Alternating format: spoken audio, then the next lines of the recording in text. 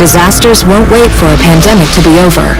So while your family is home more often, make a plan in case you have to deal with coronavirus and a natural disaster at the same time.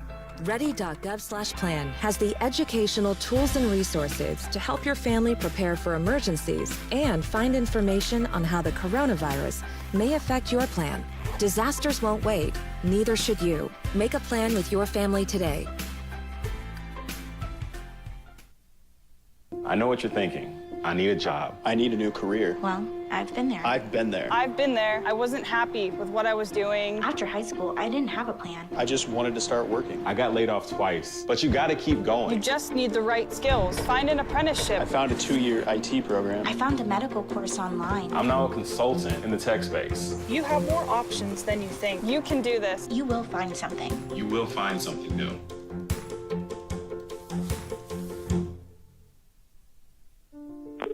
Hello, this is Cornell with Frost Bank. Hi there, this is Terry with Frost. Good evening, this is Franklin. This is Robert with Frost. Hello, this is Rosemary with Frost Bank.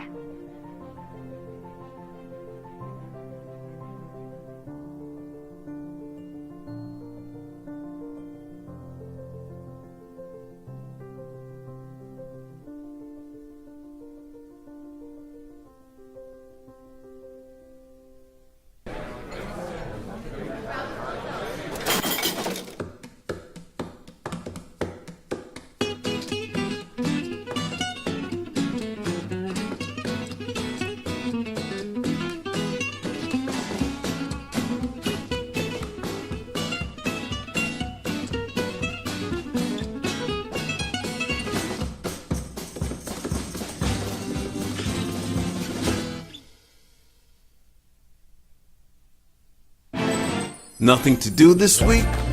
Don't miss another event. Go to blacksinsanantonio.com for our event calendar. The home of the largest business directory in San Antonio with an African American focus. Sign up today for our weekly e-blast and text message alerts. Help us make this a better community. Connect, empower, grow.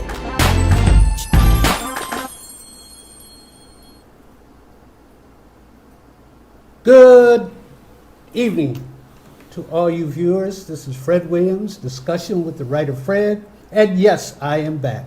After a whole year of going through a total knee replacement and having to fight the COVID-19, stayed isolated for almost a year until I was able to get the Moderna shots 1 and 2.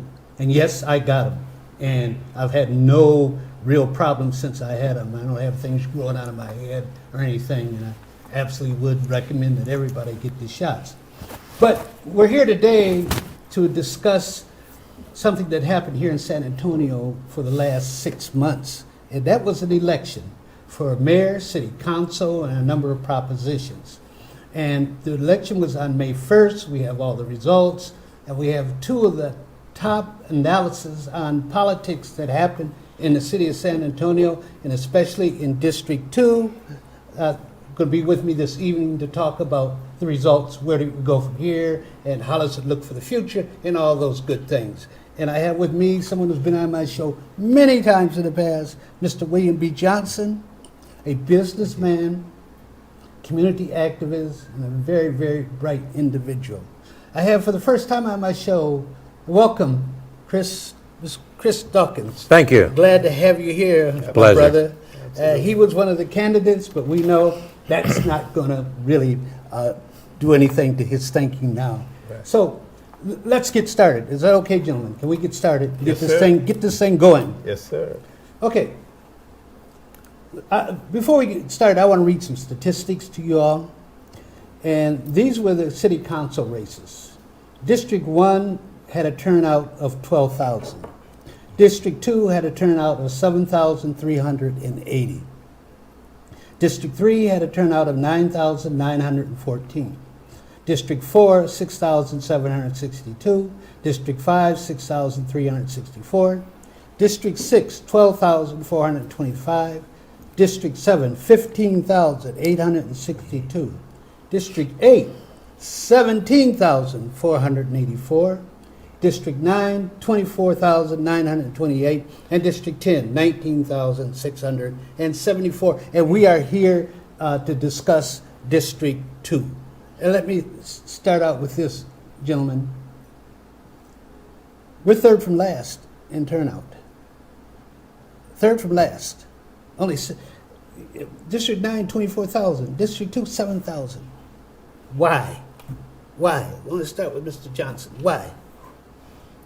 Well, could be a number of different things, I guess, but it's obvious that the folk apparently are more inclined to make sure that they make their voices heard relative to the issues. And the big issue driving much of that vote, I believe, is the Prop B issue. And many of those districts with the high turnout are probably some of those districts that put up a no vote. Those folks are serious, and they take voting seriously, apparently more serious than District 2 residents did. I'm assuming that the population breakdown is similar in all the districts. Is that the case, you think? I'm not sure that. I don't think it would be. Neither am I, so there may be a difference in that respect in terms of who's voting age and who isn't, district to district, but it shouldn't account for that drastic of a difference. Right, districts are supposed to, I guess they're just like the state. They're supposed to divide it so that the populations are equal. Yeah, relatively, yes. Yeah, the land mass may differ, but yes. So we have some work to do in D2 to ensure that folk are informed and they can start to appreciate their right to vote.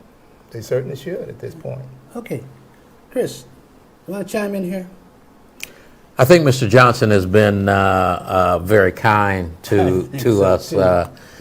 I'm not going to give anybody a break. Okay. I think that it's dismal, and we own it. And when I say we own it, I mean that we own it from not having the council person to be strong. We don't have, we had an excellent issue in Proposition B, which is what drove record turnouts in some of the other parts of the city. And if there was anybody that should have been tuned into Proposition B, it should have been folks in District 2. Absolutely. However, nobody gets a pass on this from me. The ministers, did they get their people out? No. Did the council people get their people out? No. Did Chris Dawkins and Fred and William B., did we get our people out? No. So we all take a blame for everything that has happened, and we've got to do better. Sure. Yeah. Well, William, you mentioned in these larger turnouts, it's because of Proposition B, and they were determined to vote no. But did we have a higher stake in Proposition B, and shouldn't that have been a reason for us to turn out even a larger group? I mean, I think if we have like 20,000 more turnout, Proposition B will pass. No, it's true. No, you're absolutely right. Given the situation around the country as it pertains to law enforcement and our people, absolutely right. That we should have been first in line and the last in line when the polls closed. But obviously, our people are apathetic. They apparently just do not appreciate even. I guess they couldn't connect the dots in terms of how B could bring some relief. It wasn't sold to them well enough. And you're right. I guess we all take some of that blame, including these folk in the pulpit. Once in a while, they should be about doing some of that. They fail. We all fail to some extent. Hey, well, we can extend this outside of the black community in District 2. Sure. This is nationwide. Yes. This is nationwide. Yeah. And don't we pay a penalty for not getting out and vote? We being black people, you're talking. Yes. Yeah. Sure it is, but somehow folk they get all hot and bothered when it comes to a presidential election, when in fact the rubber really meets the road locally. To a large extent. But they don't know that. For some reason, we don't get that across to the people. We have not done that your so. local issues. Oh, that's it right there. Are more important. Yeah. I mean, the national issues, don't get me wrong, are important. Yeah. But the local issues are going to impact you more. Day in and day out. Day in and day out. Absolutely. But let me talk out both sides of my mouth. I said everybody is to blame. But at the same time, these issues, both the last time with the fire department and this time with the police department, they've made it so difficult that people don't understand what it means, whether I'm voting yes means no and no means yes. And then you've got COVID, which through this election with us, we didn't meet really we couldn't kiss any babies, we couldn't shake any hands, we were not face to face with any people. So this particular election was different. However, I still don't say that there's an excuse for us not making it to the polls. And I would take a little difference with what you're saying, Chris, because you can go back to elections before there was COVID, and the turnout was the same. The turnout was the same. It's just something that the leaders are not getting across to the masses. The importance in voting in all elections, not just the presidential election. Let me throw something else out to you. All right. In 2008, man, we turned out in mass for Obama. Absolutely. So I guess my question is, do we need another kind of Obama person in San Antonio that can fire up the voters and get them out? And do we have that person or don't we have that person? Well, I don't believe we do, but we cannot afford to wait around for that person. Somehow or another, we got to deal with the situation that we have in front of us, and got to raise the priority of voting in the eyes of our people. And look like our people tend to respond emotionally when something bad happens, to cousin Jack or Aunt somebody. Then suddenly they hot, ready to go. We got to get up off of that nonsense. And start just voting routinely, but that's just something we really have to continually work on seriously, year round, year in and year out. Okay. Let's move on. Let's concentrate on District 2. Okay, runoff is going to be between Jalen McKee Rodriguez, who got 2,259 votes, and Jada Andrew Sullivan, who got 1,439 votes. Before we get into the Jalen issue, because I know we're going to get into it, man, before this election, Jada was like a persona non grata.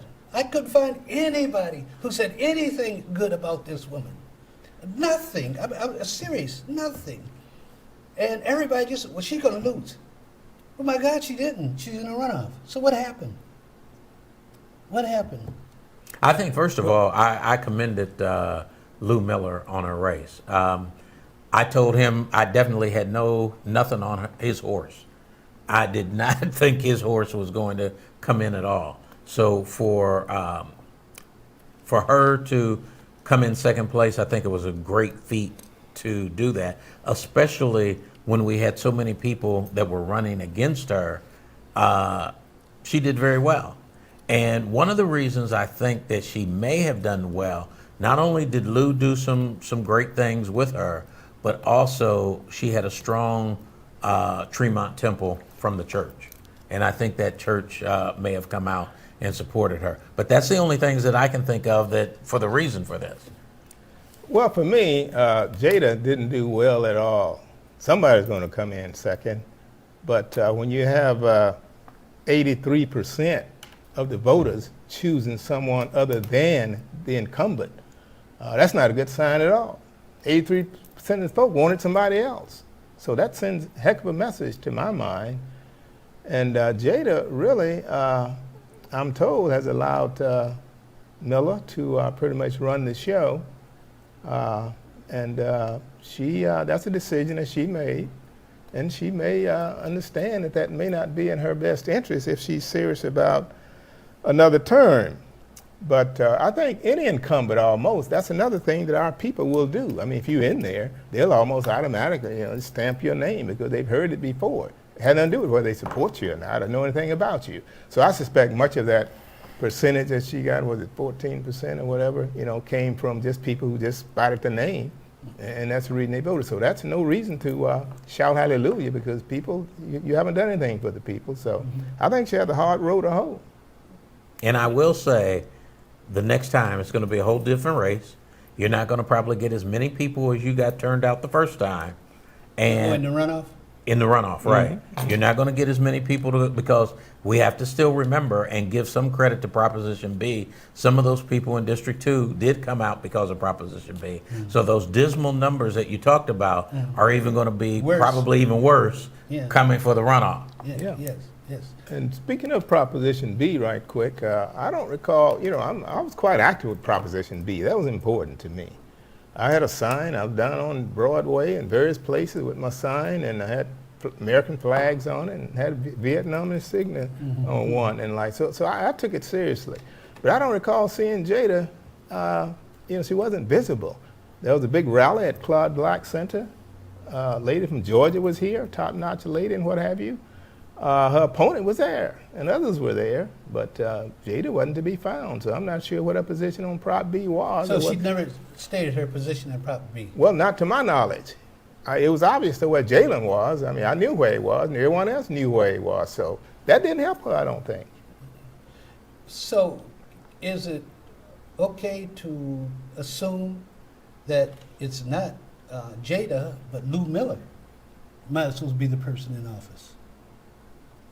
I hear rumors to that effect, but I don't know the day in and day out of the running of things, so I can't really say. But I heard it often enough that it may be something to it. For there's smoke, there may be a little fire. Well, I haven't been in politics. I'm not there anymore. I'm in a different world, but I haven't been in politics. I do know the person responsible for getting you elected, other than yourself, has a heck of a lot of power. Absolutely. Yeah. Sure. Yeah. Sure. Yeah. For our listeners out there, this is live. If you have questions, this is your chance to get them live right here on Discussions with the Writer Fred. So write them in, and we'll be more than happy to ask these two gentlemen to respond to them. Okay, let's turn to Jalen. I've heard,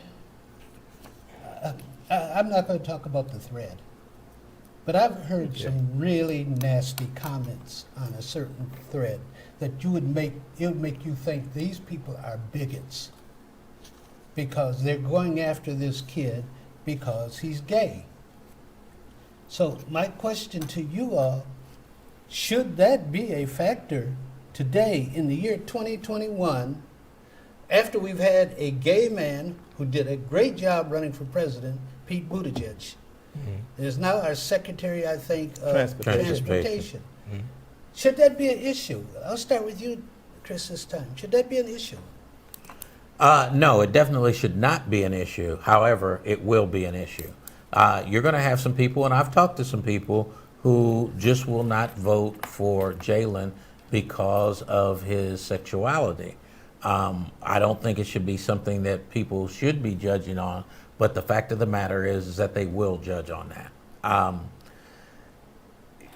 I don't know what can be done about that. People feel the way that they feel until they really come around. That's going to be something that is going to be looked at. And when you talk about Pete Buttigieg, he was from basically right outside of Chicago. Right. Okay. Yeah. You're talking about in the deep South with San Antonio. That's right. Okay. So those issues are going to be greater here, and Jalen is saying that he could be the first African American gay person elected in the entire state of Texas. So he's touting that, and he doesn't make any bones about where his sexuality is. So should that be an issue? No. Is it going to be an issue? Yes. Well, I agree, obviously, that it should not be an issue. Here we are, 2021. Of course not. And I'm not convinced that it'll be a big issue among a lot of thinking people. Now, there are some folk with a knee-jerk reaction to it. You know, they've been taught and psyched out in a way that they hear that and they'll act accordingly. But most thinking people that I know who live in today's world and are aware of what's going on, they won't consider that, you know, something that they just cannot deal with. For me, I look deeper than one's sexuality. I mean, what about sexuality of everybody else? Nobody asked Jada about her sexuality. I know. I have no idea what it is. So what the heck? It doesn't really. It's a no. Well, can I jump in here? Yeah, sure. Well, the reason why that is Jalen touts that. All Okay. right, okay. What do you mean he counts that? He touts it. Yeah. He whenever he's talking, he makes it a point to tell you about his sexuality and that he is a homosexual. So that's Jada does not. I understand. And people who are normally homosexual, it's not really an issue. But why should, I mean, what's wrong with him letting you know, this is who I am? No, I'm proud of it. And I'm not saying it one way or the other. He said, why didn't Jada talk about her sexuality? And she chose not to. I understand. Okay? I understand. And she did not have to. Sure. And people are assuming that she might be one way. Yeah. Okay. So the only point that I'm making is that Jalen made it an issue. Wait.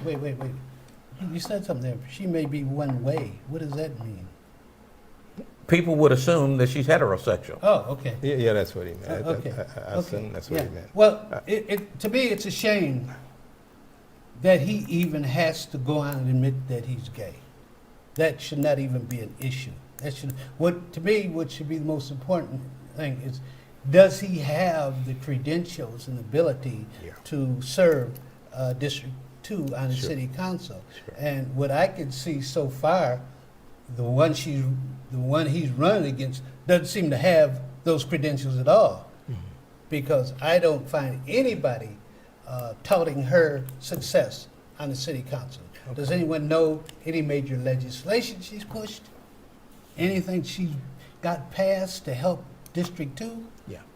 That's an excellent point, and that's what came to my mind as well, Fred. What has she done? I mean, she's made various little meetings around the community. I've attended some where my wife and her friends and all have had Jada in. You know, she's dressed nicely, comes in and, you know, does the thing of a council rep. But anything substantive, I'm really not familiar with. But on the other hand, Jalen was her communications director at one point. I mean, the man has a degree in communication from UTSA. And obviously, he has a brain between the ears, and he's ambitious, and he's shown me that he's quite a communicator. I mean, he has a way with words, and he can deal. And he's also appeared to be a coalition builder. That's important when you're on the council. You need 6 votes. Yeah. And he appears to have some connections and such with the mayor. I received a number of mailers in my house with the 2 on the mailer. And I think my friend here wanted to take a picture with him, and he didn't allow to, so that tells me... Who didn't allow to? Well, the mayor, as I understand it. So what that tells me is that he approved of the candidacy. Well, did he know about it? I've heard people say... Well, they were standing there. Member didn't know about it. It doesn't make a difference whether he knew. And I think from what I heard, the scuttlebutt that I heard said that he did not know. Oh, okay. But the point is that he never said, I am not endorsing Jalen, okay, by that picture being there. So by the mere fact of him not saying anything, it's to an me endorsement. says that he's endorsing. Absolutely, that's the point. That's the point. Right. But no, I see, you know, he's energetic, he's ambitious, and he was, in fact, in attendance for this Prop B big rally we had with the lady from Georgia and what have you. Sure, so he was there, you know, no problem in speaking and doing so. But Jada wasn't. No, she, you know, maybe the baby was sick or something. I don't know. I mean, I don't know what happened, Yeah. but anyway, yeah, I have no problem. You know, he just seemed like he may very well be ready to hit the ground running on behalf of D2. This is where I have a problem with both of them. Okay. We've had Jada. We don't know really what's going to change there for us to vote for her. Sure. But at the same time, one of the things that I touted in running for the seat is that I was the oldest person running for the seat. You did. I was a senior citizen. Sure. And by saying that, I said that we have elected some very young people before, and they have let us down. Yeah. And that's what I'm scared of with Jalen. He's 25, just maybe turned 26. 26. And, you know, although I want to know why all of these people decided to endorse him. Yeah. And why people outside of our district decided to endorse him. What does Diego Bernal have to do with District 2? What does Robert Trevino have to do with District 2? Good question. Robert Trevino and Ron Nuremberg are cohorts of Jada. Why did they not support Jada? Well, that's a good question. That's very interesting. Why? And then Express News usually endorses the incumbent. Normally, and they didn't. Normally, they did not. Right. They endorsed Jalen. So that's the point. Somehow he has just made his way to the position that he currently occupies. He worked like heck. But the question is, let's say District 2 elects Jalen. Does the comments about District 2 then become more about sexuality than it does about policy? Well, my position is those comments should be totally ignored and be of absolutely no importance at all. Right. And it's our job to make sure that doesn't happen. And those people who are going after him simply but because he's gay, Sure. we need to say stop it. Absolutely. Stop it. You're And right. Give the guy a chance. You're right. Measure him on his performance and not who he sleeps with, because I don't care who you sleep with. So you shouldn't care who he sleeps with, is my position. Good point. Yeah. So as we wrap this up, I'm going to put the pressure on you. All right. They're going to come after all of you that got votes. You know that. They probably already came after you.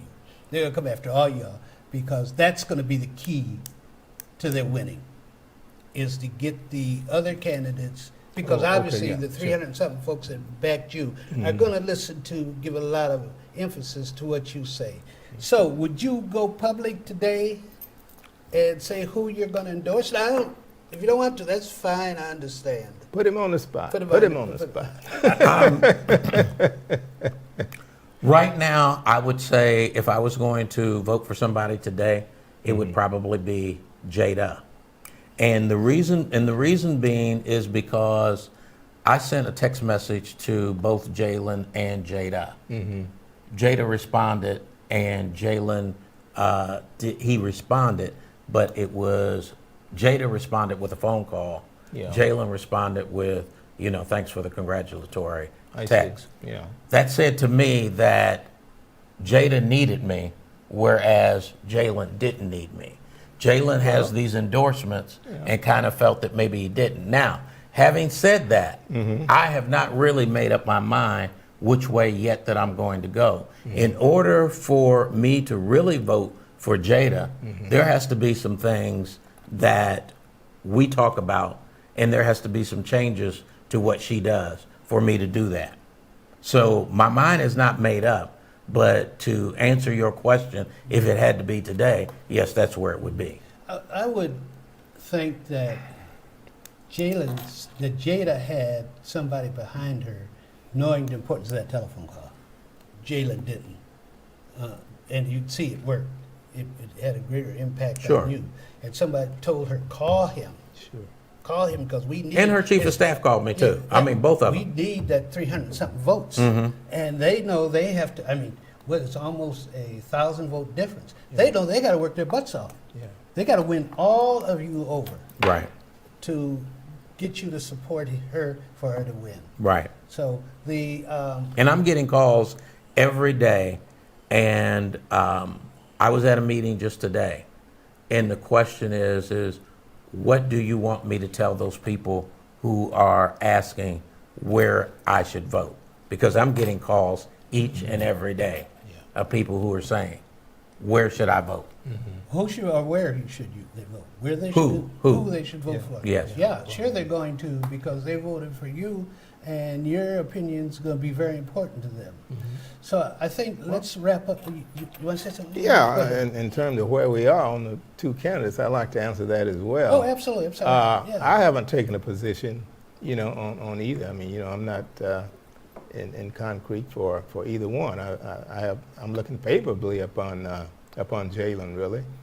To me, the fact that this council person hired this man to be her communication director, that's an important spot to have, communication director. That's how you interact with your people and such. So that's a pretty key slot. So if she saw something in him to hire him for that slot, that says something to me right there. He has something going on the ball, the reason that she hired him initially. So, I'm leaning toward the 26-year-old, and I'm not anti-young people. Though one time I was 26. I don't know about y'all, and I've been kind of bucking and carrying on and wanting to do things for quite a while, even in my 20s. Sometimes I was rejected and such, but no, give a man a chance, and somebody's got to do it. You got to start at some point. No need to wait till he's 55 to try to elect him. Elect a man, Well, I was 26 too, and anyone voted for me at 26 would have been crazy. All right, okay. And the last thing I just want to point out to Mr. Johnson especially, Sure. with my candidacy, the thing that I was saying is that we've given a lot of young people a chance before, and they have failed us. Okay. And that's what scares me kind of with Jalen is that he's new to San Antonio. He hasn't really held office before. Yeah. And what is it that everybody else sees and wants out of him? Okay. And I don't know. Okay. With that said, right. we'll close out this session, go to a break, and when we come back, we want to talk about what's happening with the police all over this country. All right.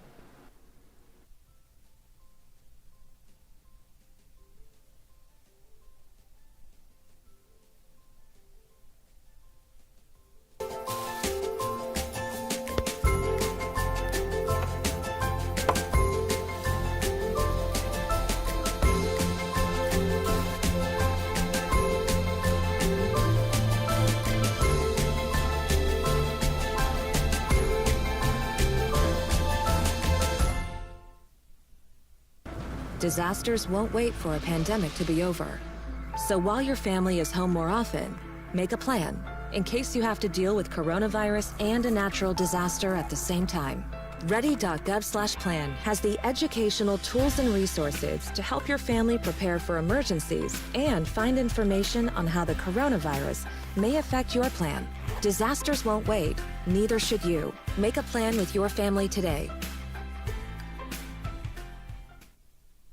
I know what you're thinking. I need a job. I need a new career. Well, I've been there. I've been there. I've been there. I wasn't happy with what I was doing. After high school, I didn't have a plan. I just wanted to start working. I got laid off twice, but you gotta keep You going. just need the right skills. Find an apprenticeship. I found a 2-year IT program. I found a medical course online. I'm now a consultant in the tech space. You have more options than you think. You can do this. You will find something. You will find something new.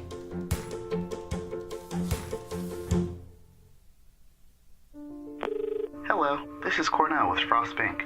Hi there, this is Terry with Frost. Good evening. This is Franklin. This is Robert with Frost. Hello, this is Rosemary with Frost Bank.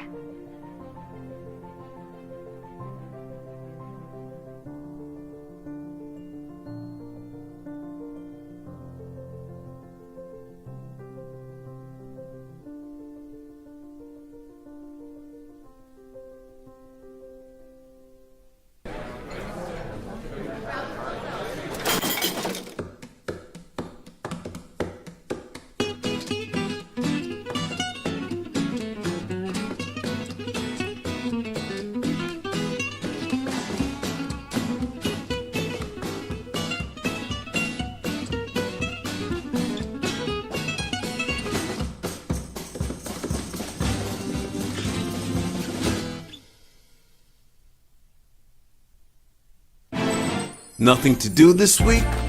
Don't miss another event. Go to blacksinsanantonio.com for our event calendar. The home of the largest business directory in San Antonio with an African American focus. Sign up today for our weekly e-blast and text message alerts. Help us make this a better community. Connect, empower, grow.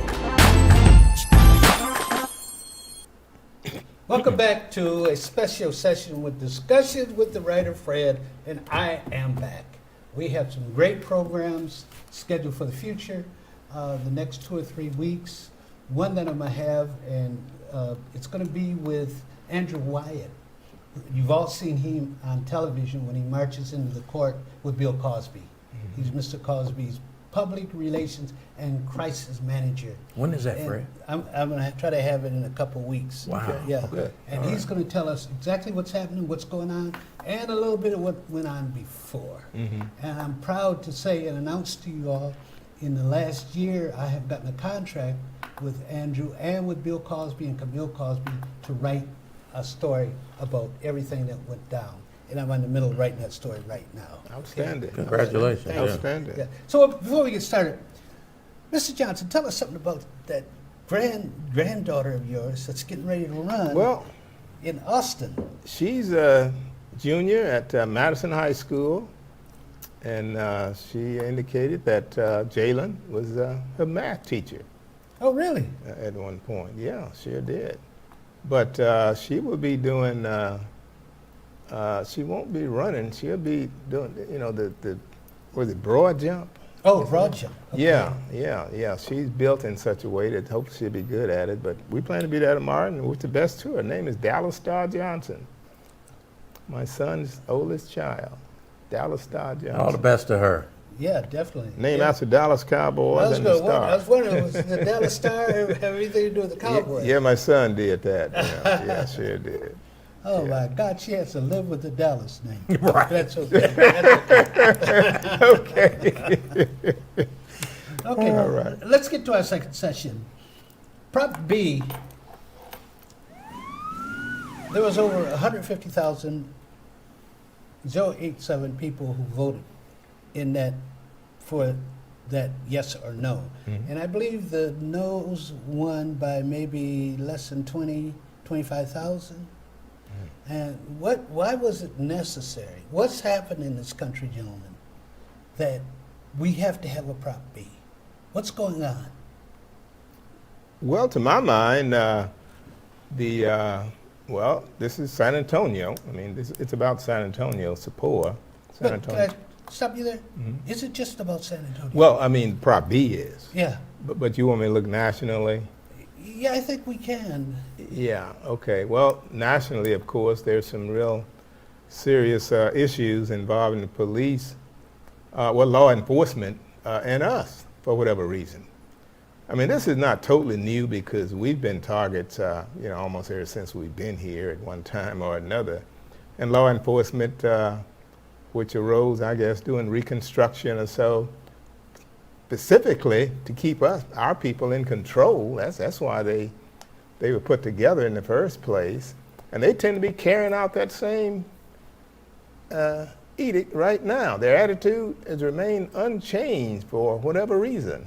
So here we are in San Antonio. We tried to pass Prop B, which would give a little bit of relief by ensuring they could not hold the council and the people over the fire with this contract business. And the negotiation oftentimes appear to be almost one way. Council would rubber stamp whatever they've agreed to, and oftentimes it wasn't in our best interest. So, yeah, that's the deal. It's a national crisis of sorts, and people in their various jurisdictions are trying to deal with it one way or the other. And that was San Antonio's attempt to deal with it. Mm-hmm. Thanks to fixed SAPD. They did an excellent job, in my opinion. Briefly, before we turn to Chris, tell us what Prop B wanted to do. Well, it really wanted to take out of existence 174. Right now we have 143, and chapters 143 and 174 of the local government codes, what it's called. When I was on the Civil Service Commission, we enforced primarily chapter 143. But 174 is the portion authorized by the people back in the 70s, I believe, told the police, yeah, you can do what unions do, bargain for your wages and benefits.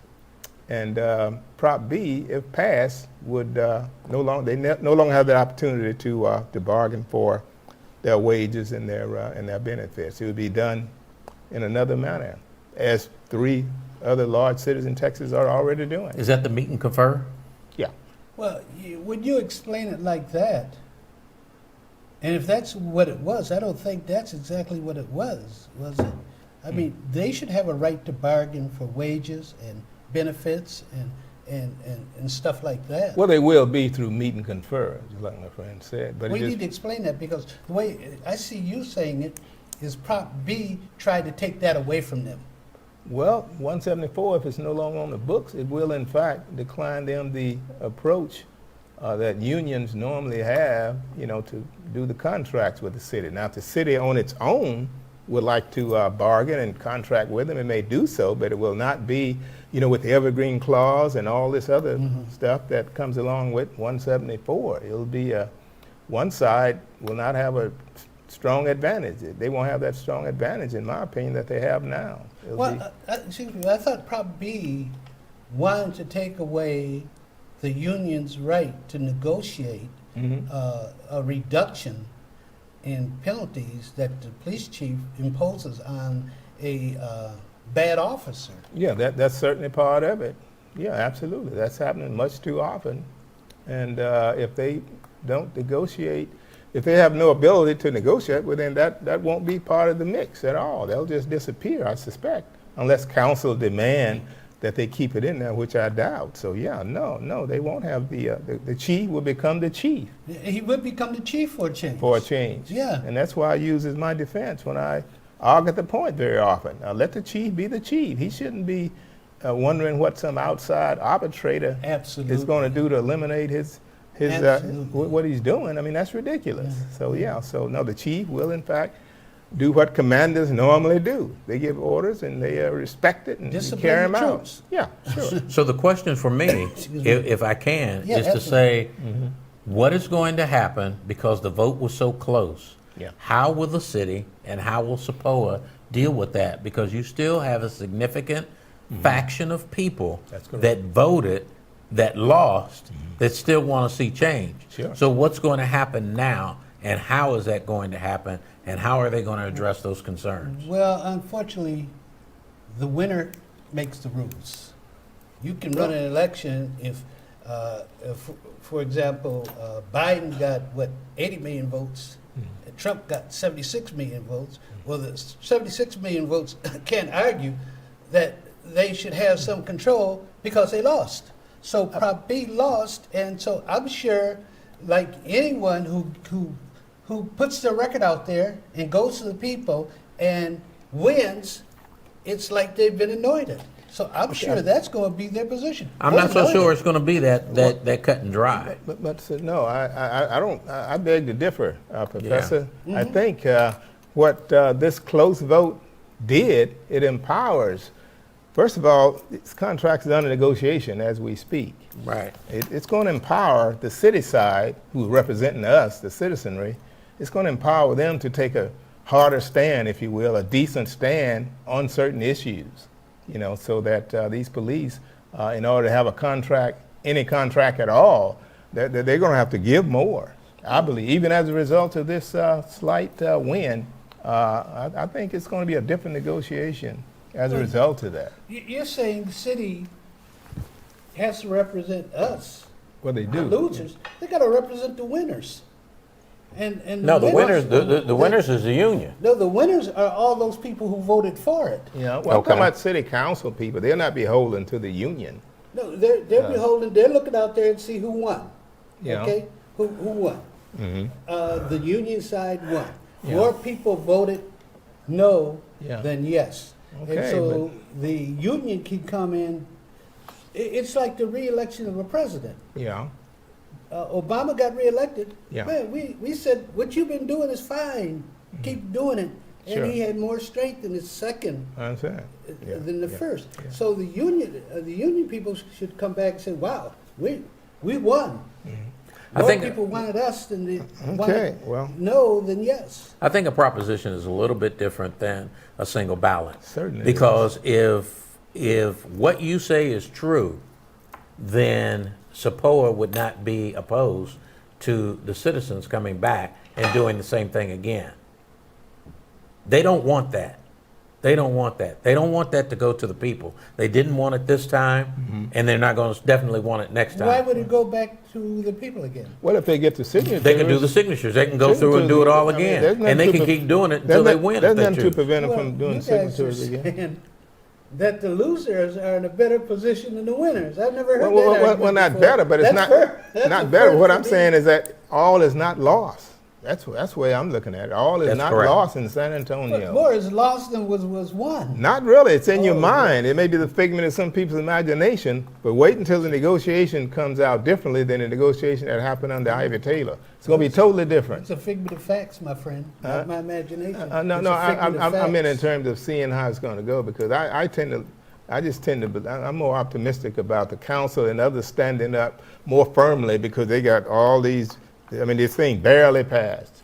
You got- SAPOA is having a meeting, I think, at Claude Black outside, and I don't think they would have done that if it wasn't so close.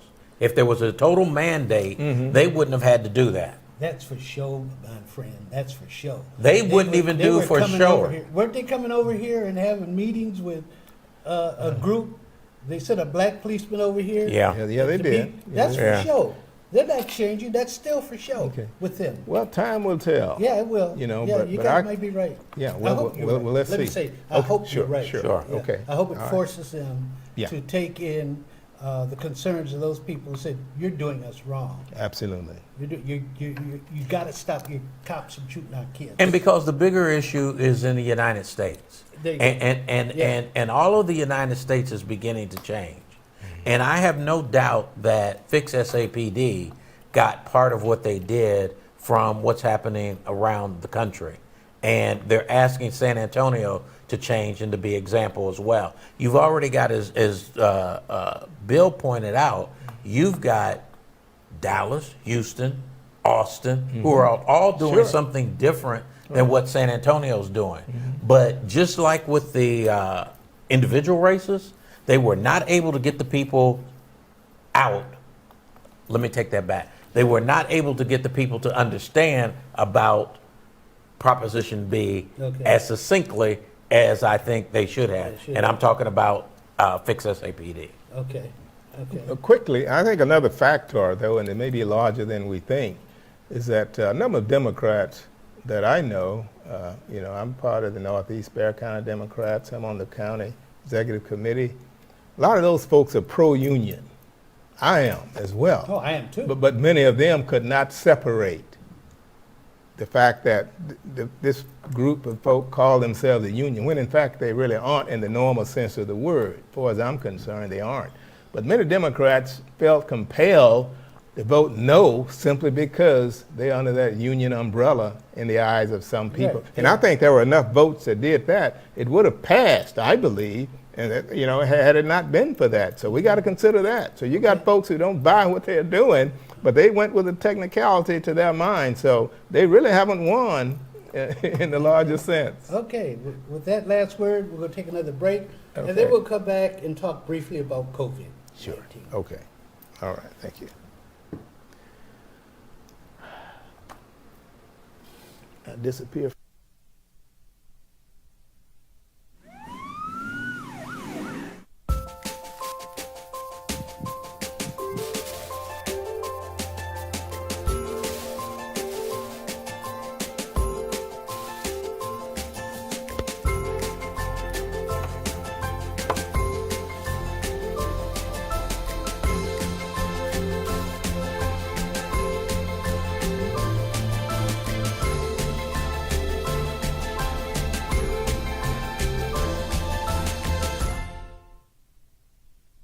Disasters won't wait for a pandemic to be over.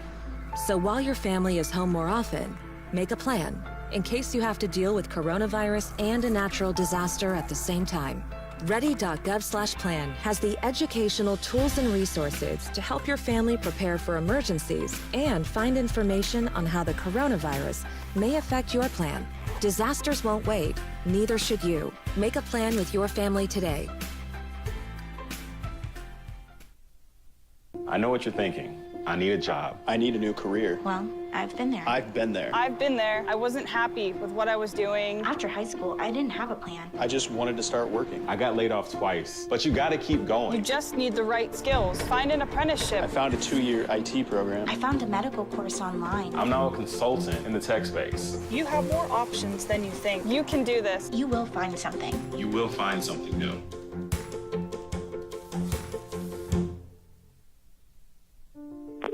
Hello, this is Cornell with Frost Bank. Hi there, this is Terry with Frost. Good evening. This is Franklin. This is Robert with Frost. Hello, this is Rosemary with Frost Bank.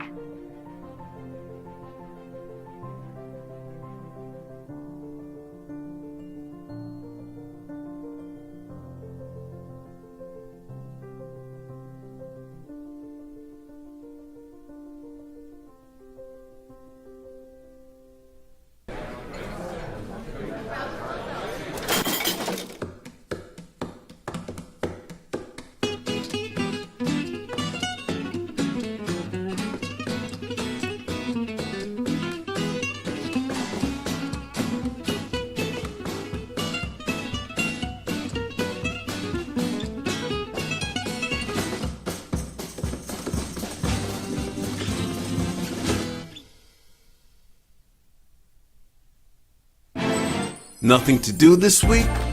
Don't miss another event.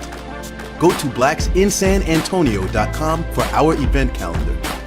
The home of the largest business directory in San Antonio with an African American focus. Sign up today for our weekly e-blast and text message alerts. Help us make this a better community. Connect, empower, grow.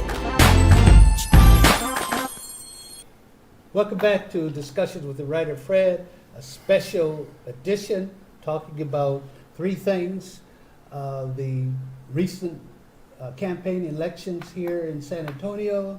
We talked briefly about the police and the Proposition B. Now we want to spend just a few minutes. I appreciate you gentlemen being here this long.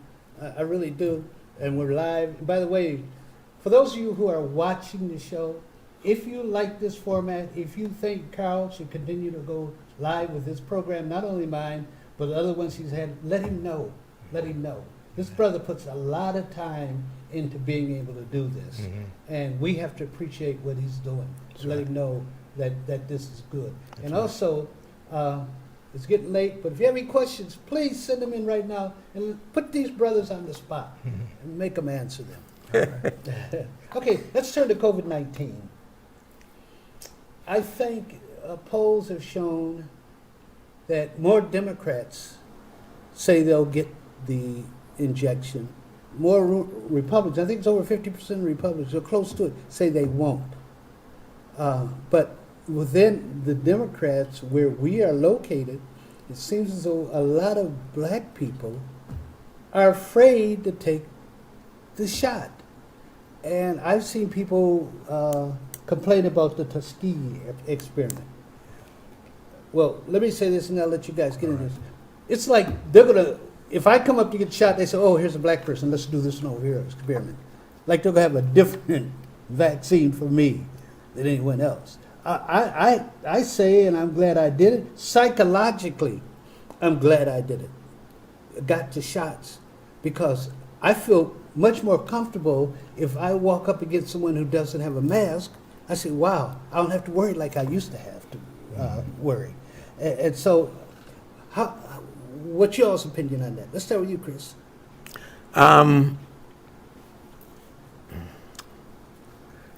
It's for me, it's really up in the air. I think first of all, everybody who wants to get the shot should get the shot.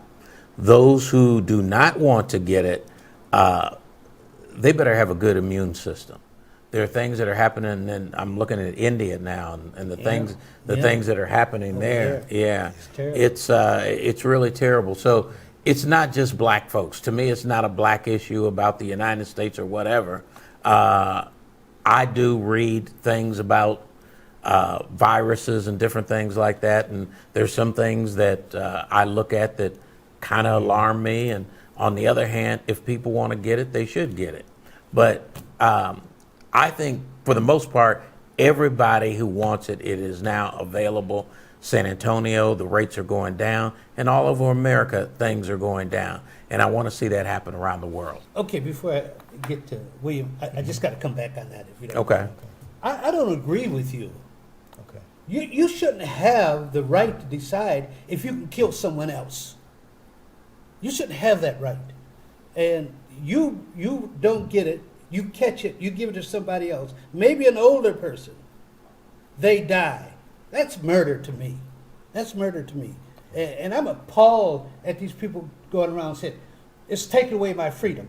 It's not taking away your damn freedom. Right. It's stopping you from killing other people.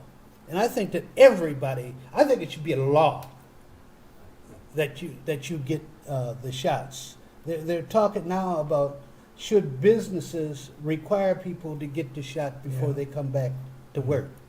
I just want to get that a little bit in there. That's okay. That's okay. Go to William. Go ahead, William. No, that's a good point. But this is America, and this country is really unwinding in ways that we haven't seen before. It has become somewhat political, yes. There are folk who are following 45, and at least what they believe, he thinks, and they're somehow anti-vaccine, anti the shot. So it's ridiculous, but that's the way it is. But a number of our people, I believe, and others, sometimes the internet has confused people, I believe, too. I mean, there's just so much nonsense on there, really. I mean, there may be some good things on there, but that can really confuse you. You can see some things that really would almost convince you, like, hey, but so that's all that's in the mix. But for me, I grew up in the country, but I think I have pretty good sense. To me, I mean, you got a shot that's going to make life easier for me and my family and such. So all of us got our shots, my children, the wife, and all of us. So it was a no-brainer pretty much for me. I didn't have to give it a lot of thought. I went over to the veterans facility, got my shots, and that was it. But these other people, I don't understand it. But this country's unwinding in ways that we haven't seen. So I don't know what's going to happen with this country. I think that this country, the people in this country, think that their freedoms are more important than anything else. Yeah, they're selfish, yeah. It's selfish. Absolutely. And they're not. Yeah. And they're not. There was a English philosopher way back when said, the most dangerous thing you can do is give people all their freedoms. Oh. And when you look at what's happening in this country, just with this COVID-19 thing, if I got my shots, but let's say I said, to hell with it, I'm not getting any shots. All right. And Chris doesn't have any shots. I get the virus. I come, and Chris and I are having and he's trusting me. Okay, he is trusting me, and I'm being dishonest with him because I should let him know I don't have the shots and move away from him. Okay, he gets the virus, and we know what's going to happen. I don't want to use an example, but that's okay. Something happens to him. That's on me, man. That's on me. And that's on all these people who refuse to get this shot. Man, we can get this thing. We can be back to normalcy, they say, by the end of this year, if these stupid people would stop being so stupid about their freedoms. Yeah, herd immunity. I had a friend who, here in San Antonio, needed a job, got a job, went to work on the Monday. They hired somebody else on the Monday. That person brought COVID in, infected the office. Wow. And he tested negative. That Friday, he took his girlfriend out, started feeling bad. To make a long story short, ended up having to have brain surgery because he had a COVID stroke. Whoa. Okay? And I just saw him yesterday. I'm glad he's still alive, but he's having to learn how to speak again. He's having to learn how to do a lot of things again. So, folks, this thing is very serious. It is, yeah. And think of it this way. What would you rather have in your body today? 2 shots of a vaccine or COVID? And that's your choices if you don't get the shots to me. So we're going to wrap up here, but I'm going to let you final on any of the topics we talked about today. Final words. Start with Mr. Johnson. Okay. Well, I'll stay with COVID. I think perhaps if it's someone would file suit, I guess anyway, but perhaps that stimulus money, that we all receive. Yeah. Perhaps that should have been tied to, getting the shot. To getting That's the shot. a good idea. And by golly, people would have lined bet up you then they got to the get shot. it. Yeah, sure. So Yeah. I mean, we got to come out of the bag, come out of the, pull something out of the hat that's going to work with these people. And money tends to do that, one way or the other. But no, that would have been an excellent opportunity. You get no stimulus money if you don't That's get it. a great idea. Yeah. All right, thank you. Chris. My final words is to District 2. We've got to do a better job. The job we've done thus far has not been good at all on any level. We had Proposition B. We didn't do good with that. We didn't come out and really vote for that. We didn't vote for the candidates. We had 12 people who were running in District 2. We didn't do well with that. There's a lot of things that we must improve upon, and it's incumbent upon each of us to do better. Yeah, I could ditto that, yes. And I'd like to close. First of all, I want to thank you gentlemen for being on the show. This is a Friday and you came out, and I think that's great.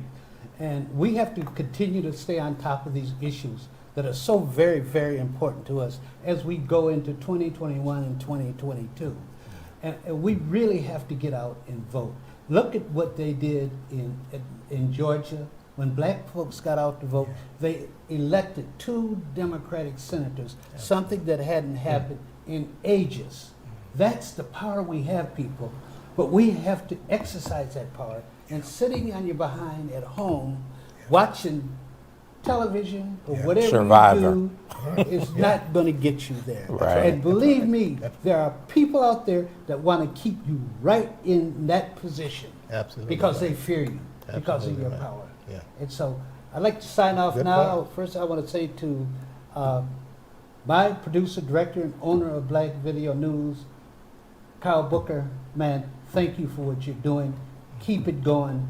And I'm going to get back in the fold. And you're going to see more of discussion with the writer Fred as we go forward, because you know what I say, telling our story our way is the only way to go. Amen. Nothing to do this week? Don't miss another event. Go to blacksinsanantonio.com for our event calendar. The home of the largest business directory in San Antonio with an African American focus. Sign up today for our weekly e-blast and text message alerts. Help us make this a better community. Connect, empower, grow.